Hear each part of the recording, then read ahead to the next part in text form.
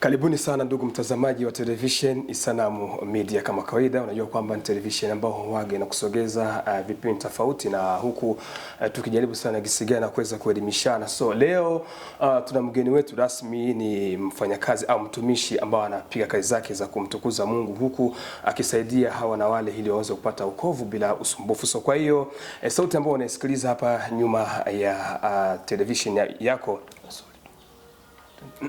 sauti ambao unasikiliza huku nyuma kamera ni Tekivodo Jean Patrick aka Antivirus au kitakunite Gato Karakura. Wengi mwaka huu waliamua kunibatiza jina mpya akisema umuntu nundi, manake mtu hawezi kuwepo wakati hakuna mwenzake. So kwa hiyo mgeni wetu ni Emerance Kakozi. Leo tunakwenda kunuka sana kupitia kazi zake ambazo ameshazitengeneza, ila katika maisha yako unajua kwamba kila kitu kinakuwa na jinsi kilivyoanza. Tuna vipengele vitatu: maisha yake ya kawaida, na uanzishaji wake wa muziki vile vile, na sahihi anatamani kuweza kufika wapi. Basi moja kwa moja tukijimwanga huko. Kakozi Emerance, habari ya hizi? Nzuri. Siku nyingi bwana. Siku mingi sana. Kweli. Ndio. Bwana, nimekuwa mimi sana kuona ukicheka. Oh my God, hatari. Yeah.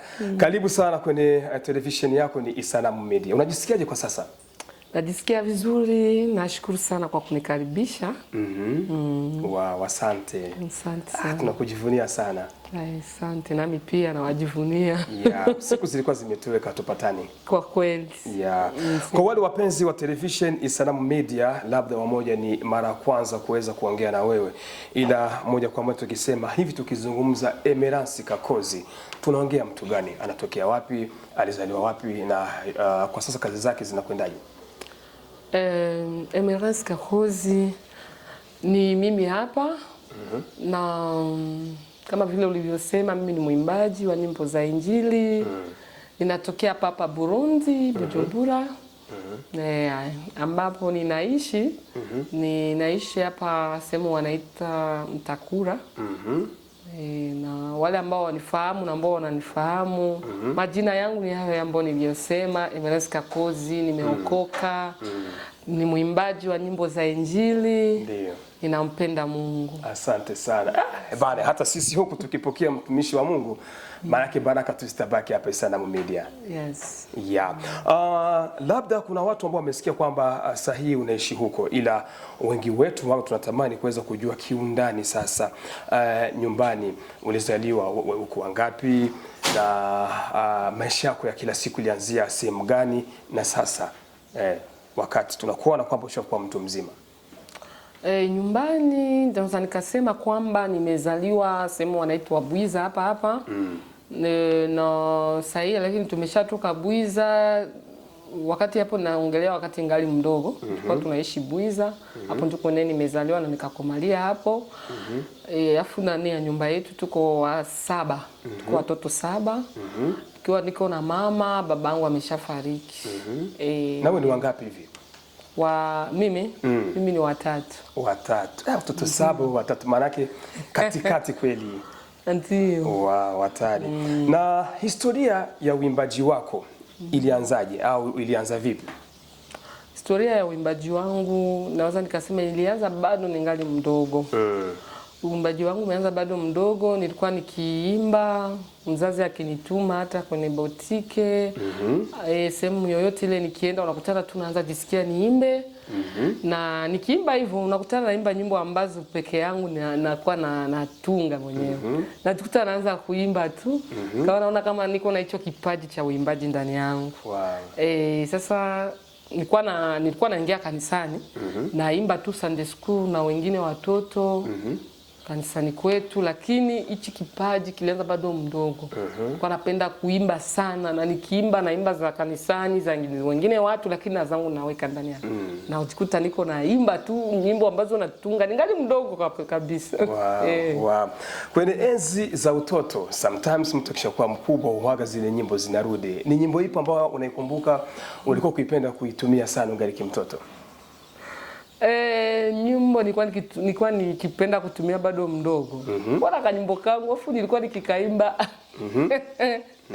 Wakati mwingine nilikuwa naimba mkiswahili, wakati mwingine naimba mkifaransa, na changa tu hivyo nyimbo. Hiyo nyimbo hata kama sijaimba, lakini bado ningali mdogo, nilikuwa na kakumbukumbu kidogo. Nilikuwa nikipenda nikiimba nasema, hata nikiwa na mzazi wangu mwanaume, namwambia najikuta niko naimba, namwambia baba, na nikiimba nasema avec Dieu nous ferons des espoirs. Sasa hiyo nyimbo mimi naikumbukaka hata hivi nimeshakuwa mtu mzima, kana nikujiaka tu ase pamoja na Mungu tupo na avec Dieu nous ferons des espoirs. Ndio nilikuwa napenda tunaimba hapo, sijui hata Kifaransa, najikuta kanyimbo kananijia tu kichwani. Wow, asante. Ndio nakuwa najikuta naimba pamoja na Mungu tuko na matumaini hivyo tu. Sasa hiyo nyimbo niko nayo kumbukumbu kabisa, na mpaka sasa inaendelea kunikujia tu. Wow.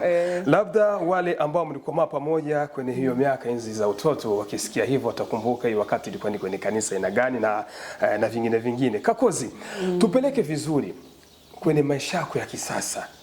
Unaishije? Unajishusha na kazi gani, sababu sasa ushakuwa mtu mzima? Ya, ndio kwa kweli.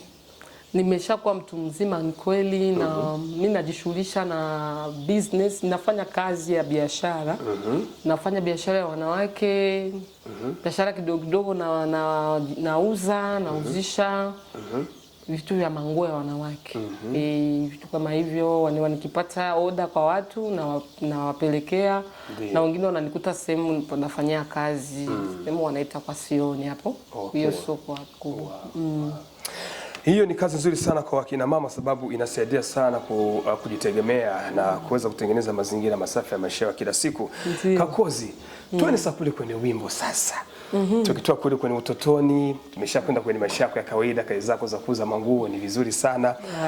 Ulianza kutunga wimbo wako rasmi kama Emerance Kakozi, kama unakumbuka, ilikuwa mwaka gani huko? Wakati nilianza kutunga wimbo wangu, ilikuwa ni mwaka wa 2017. Sijui nitasema mkiswahili wa 2017. 2017? Yes. Manake ni 2017. Ndio ambao nimeanza kutunga wimbo wangu wa kwanza. Na wakati nilianza kutunga, na hapo sikukuwa hapa. Nilikuwa nimetoka nimeenda Nairobi. Kwenye shughuli tu ya kazi ya Mungu, ya maisha. Wakati nimeona nimemaliza masomo kwanza, nikasema acha nitoke kidogo niende kwenye huduma, wakao waliniita huko, ndio nikaenda. Na hapo nilivyopata nyimbo hiyo ya kwanza, ilitokana na mambo ambayo nilikuwa nikipitia, nikakuwa nimepata nyimbo ya kwanza kabisa. Siwezi nikasema kwamba siwezi kusema nimetia kwenda kwenye YouTube ya kwanza nikafanyia video, lakini kuna nyimbo ambayo nimepataka. Hiyo ya kwanza nilipata kwa sababu za Mungu, kutokana na yale ambayo nimekutana nayo huko, na Mungu akanisaidia akanipatia hiyo wimbo. Huyo wimbo ambao unaitwa Kimbilio la kweli ni Yesu. Sasa hiyo nyimbo kama unaona najifikiria kabla ya kusema, kwa sababu hiyo wimbo wakati nimeupata, nilikuwa nilipata katika mitihani fulani nilikuwa nikipitia. Sasa wakati niliimba na nikaimbia huko Nairobi, baada ya hapo kuna shida ambayo nimepata. Hiyo shida ikanituma nitoke Nairobi, lakini nilikuwa nishaimba hiyo nyimbo. Niimba kama nyimbo 2. Baada ya hapo kuna nyimbo nyingine sasa ndio ikakuwa nimeimba, na ndio nikawa nimeipost. Ilikuwa inaitwa sasa Anajibu. Anajibu, lakini ndio nyimbo yangu ya pili kama hivyo, ndio nilianza sasa kuanza kuposti na kujulisha watu kama ninaanza kutoa nyimbo. Kuna kitu hapa, samahani turudi nyuma kidogo kabla kuweza kuendelea. Ulisema kwamba huko Nairobi kulikuwa vitu vingi sana. Labda na vile kwenye maisha yako umeanza kuchemka, watu wanakuona kivingine, kwenye design, ila wewe kama mtumishi wa Mungu ulikuwa unajiona kwenye nyingine sekta. Hizo changamoto zilikuwa zipi kama sio siri?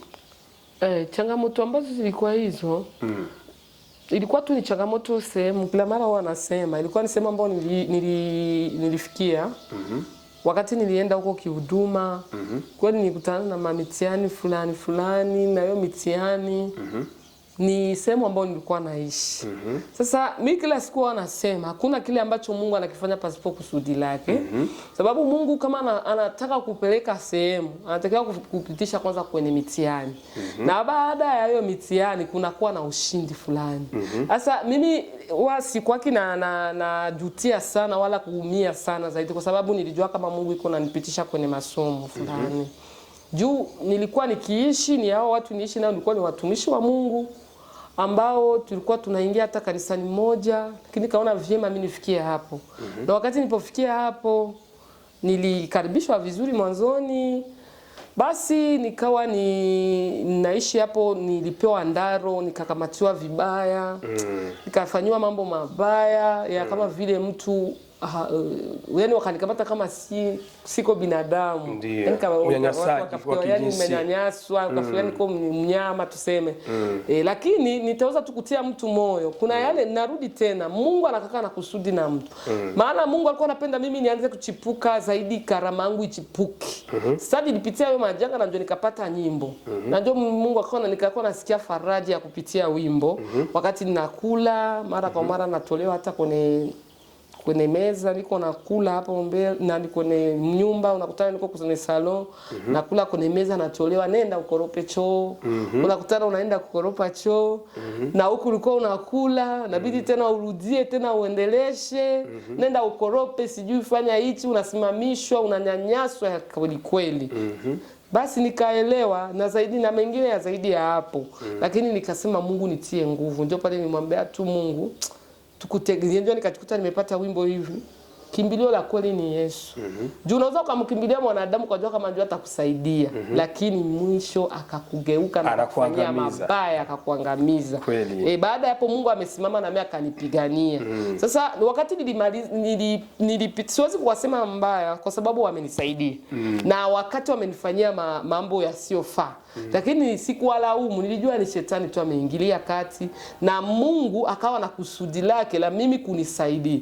Baada nimepitia shida nikaimba nyimbo hiyo kimbilio ni kweli ni Yesu, ni yeye Mungu anayeweza na kutenda na yeye ni Mungu anaweza kusaidia mwanadamu.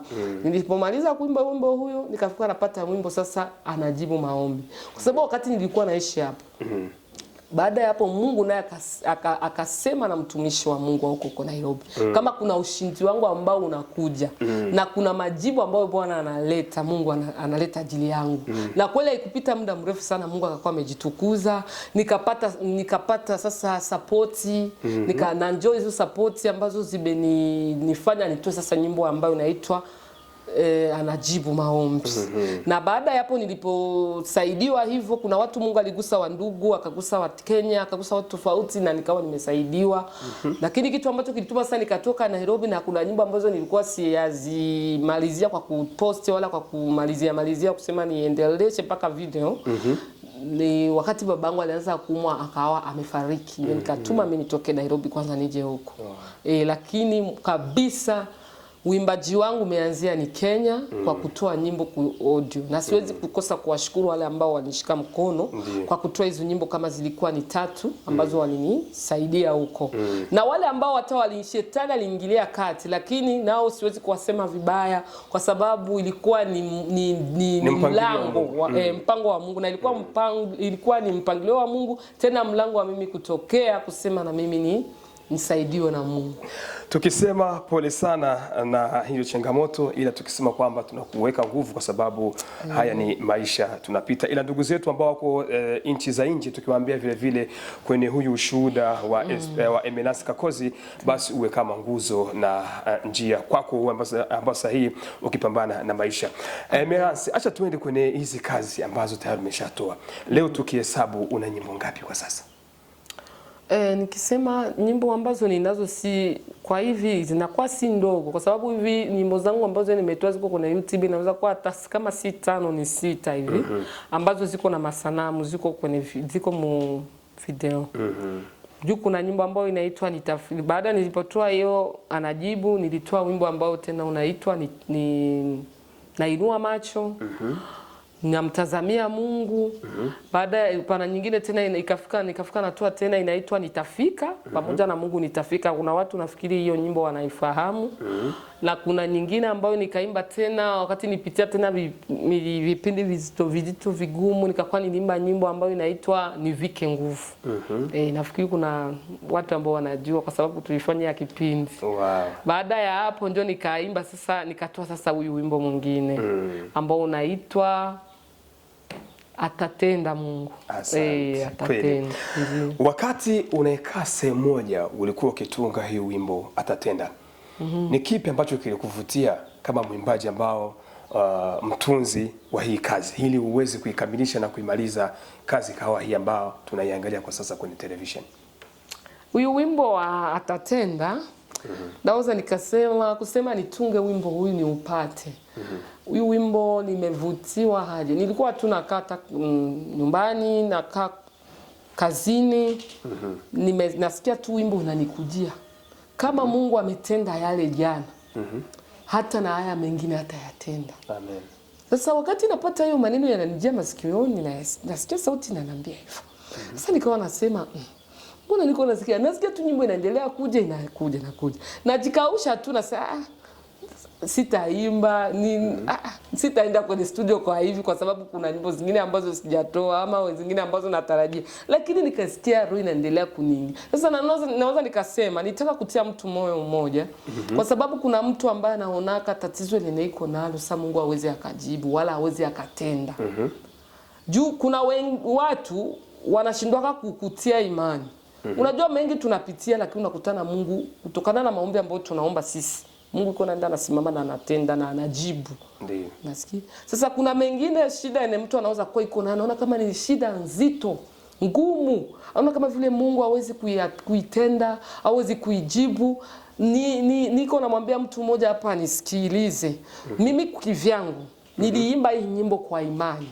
Nikiamini yule Mungu aliyenisaidia jana yale. Ndiyo. Aliyetusaidia watu wengi hapa, aliyetusaidia mengi, ametupigania mengi. Sasa namtia moyo, anamwambia kwamba aamini kwamba na yale aliyobaki atayatenda. Na ndio mimi sasa nikapata huyo wimbo. Nikaimba nikiamini Mungu ambaye ninayemtumikia. Nikiimba nikiamini Mungu ambaye tunayemwamini kwamba ni mwenye nguvu kuliko miungu yote hapa chini ya jua. Ndio maana namtia mtu moyo hapa, na mimi mwenyewe huwa najitia nguvu. Yesu kama alitenda jana yale, na haya mengine atayatenda. Na ndio maana nikaimba atatenda kwa wakati wake. Unajua wimbo ulianza ukaimba hivi niseme refrain yake ya kwanza. Kama Mungu ametenda hili, atatenda na lile. Kama Mungu amefanya hili, aliyetenda kwangu. Sina hofu na shaka, mimi najua atatenda. Sasa najua nimeingia kwenye kazi yako bado. Nimeanza kukufikiria haraka. Nimeasikia kozi kweli nikisikiliza wewe ni mtu ambao una malengo kupitia hii kazi ambao Mungu alikuweza kukusaidia ili uweze kuitumika hii kazi ya uimbaji. Nataka nijue hizi pesa ambazo waga mnazitumia kwa kurekodi audio, kwa kutengeneza video, nyinyi kama watumishi wa Mungu, hii pesa waga inarudi aje? Kwa sababu ukiangalia ni pesa nyingi. Kule kwenye audio ni pesa na video ni pesa. Vile vile promotion wengi wao sometimes watu wasikiaga masiku yetu watu wanasema kama pesa hakuna promotion haikwendi. Ila sisi hapa Isanamu promotion ni bure.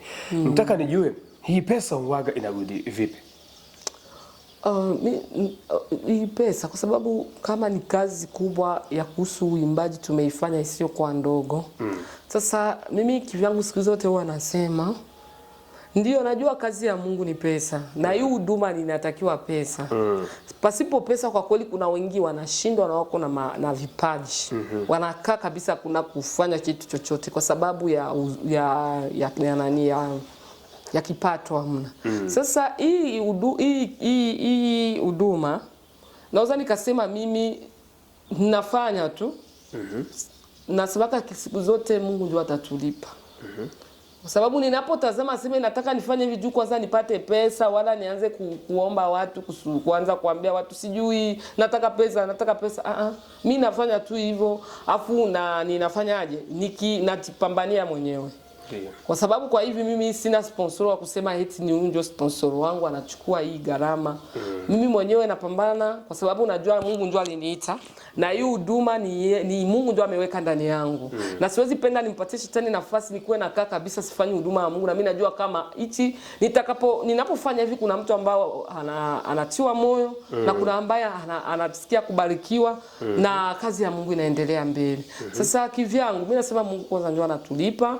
Na nasikia kama waimbaji wengine sijui wanasema sijui tukienda imba ninatakiwa tuombe pesa fulani, natakiwa watulipe hivi. Mimi hicho kwa kweli sijakifikia na akija maisha yangu sijui haikia kuwepo. Mimi najua ni Mungu ndio aliniita na ninamfanyia kazi yake. Malipo ni kwake. Sijui watu wengine wanasema sijui YouTube inalipa, sijui nini. Mimi hicho kitu sijakiona na sijakifikia. Sasa mengine yote ninafanya ni huduma ya Mungu na ambaye atanilipa ni Mungu. Malengo ni yapi kupitia hizi nyimbo zako? Malengo? Malengo yangu naweza nikasema naimba ndio. Malengo yangu ni kuleta watu kwa Yesu. Watu wasikie kufarijika, watu wabarikiwe, watiwe moyo. Kama kisi mimi nasikia kana tiwa moyo na wengine watie moyo. Kwa sababu ni Mungu ndio alitupatia hiki kipaji. Ni Mungu ndio aliyeniita. Malengo yangu ni hayo kwanza, ndio cha kwanza. Mengine Mungu, mtu anaposikia ameguswa, sikatae mtu kusupport huduma ya Mungu. Kwa sababu hivi vyote tunafanya, sijui tunaenda kwenye studio, sijui tunafanya video, hivi vyote ni pesa inahitajika. Lakini malengo yangu ni mtu mmoja wawili wajisikie kufarijika na kazi ya Mungu iendelee na nchi zetu watu wote katika hii dunia wote wapo wasikie kuguswa na Mungu. Wow. Hapa ni Isanamu Media. Huyu ni mtambo mkubwa ambao una watu wengi wanakufuata sahihi wakiwa wako Afrika, wengine wakiwa wako Mamtoni.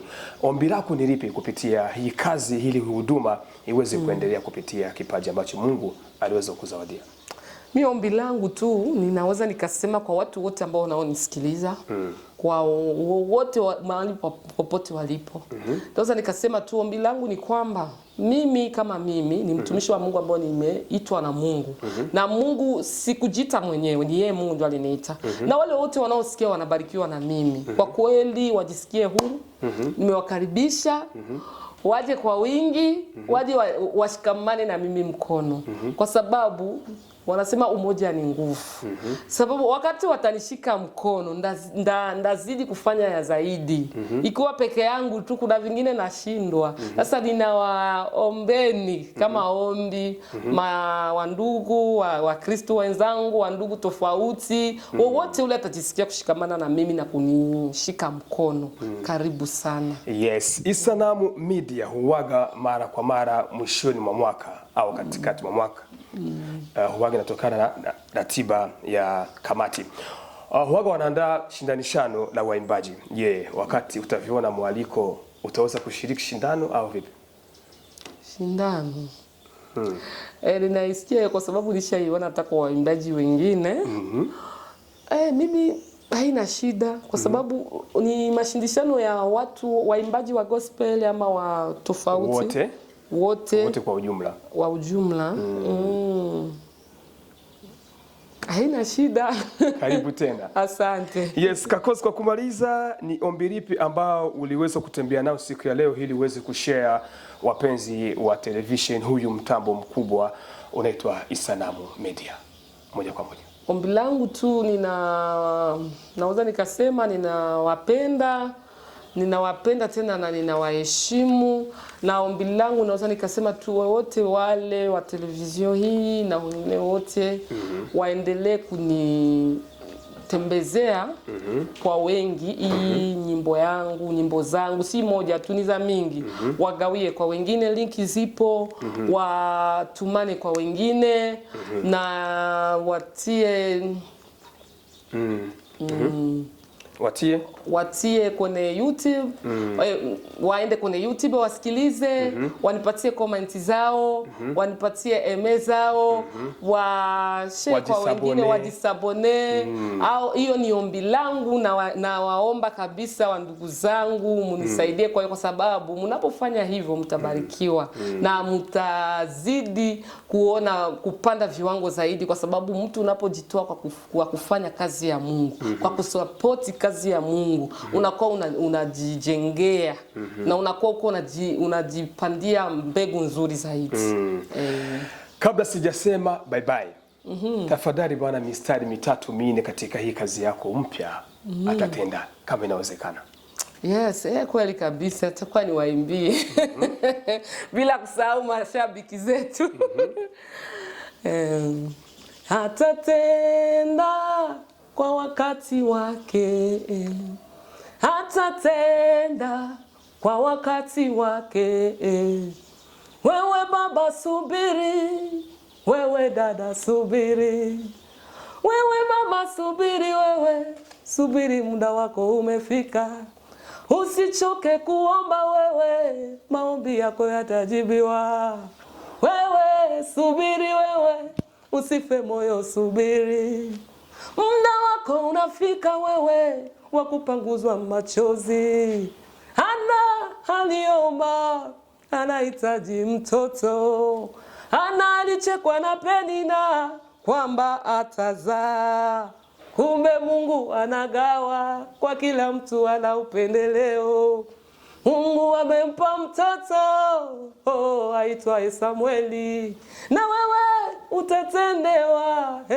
Usilie, hilo jaribu alitakumaliza. Baba atafanya na kwako, atakapotenda kwako watu wote watashangaa. Atakapokuinua wewe watu watashikana vigugumizi.